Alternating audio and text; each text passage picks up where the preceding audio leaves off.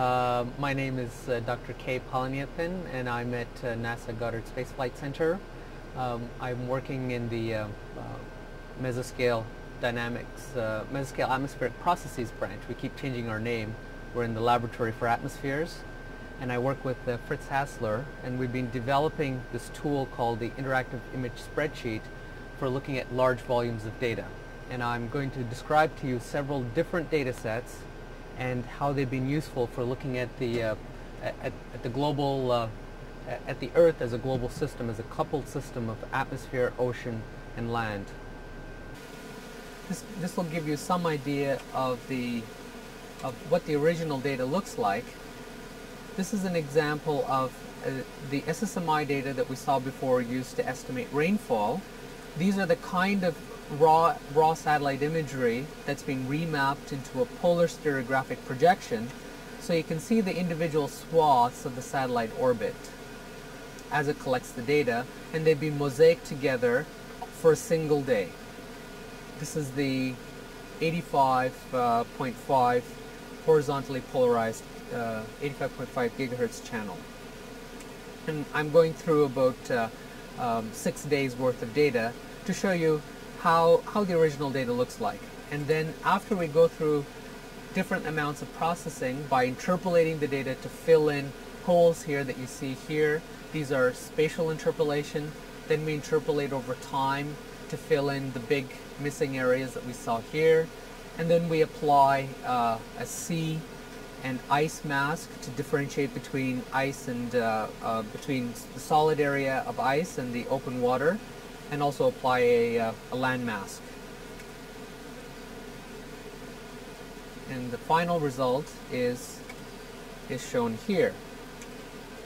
And we've also added a color map to give you a gradation of variation between new ice and multi-year ice. And once we read the entire data set into memory, then you'll see the animation go much smoother.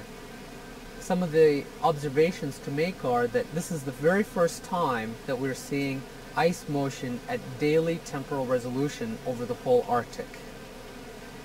And this produced lots of interesting research questions to examine, and that is, what's the coupling between ice motion and surface winds?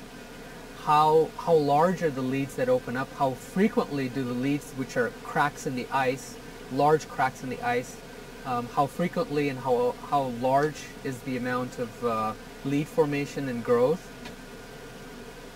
The reason that this is important is because there's a lot of interest in opening up the northern sea route, as it's called, to provide access to the Siberian coast, which has natural resources of interest to Japan and Europe.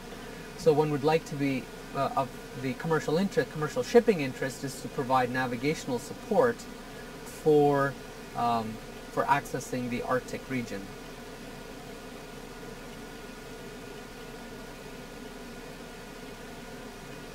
This is the Bering Strait area. This is where the most active area of ice formation is.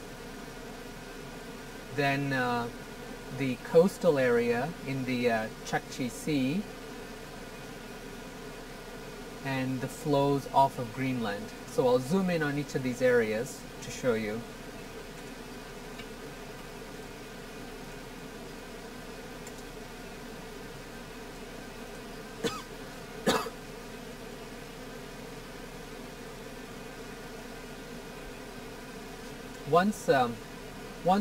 After looking at this time series, I think it's sort of unequivocal is that one just has a feeling that this is living ice in motion that we're seeing.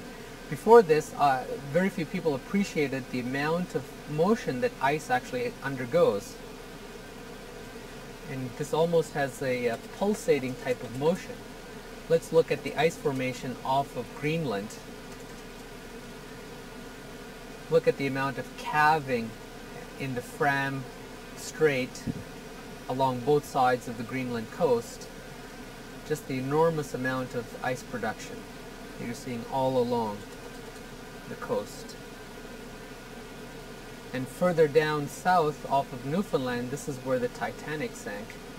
in one of these icebergs. And look at the lead formation here. I'll try to stop it right there. That's the lead formation that you saw previously that you may not be able to see without stopping and stepping through it one at a time. And here you can see the ice pulling back from the coast, growing and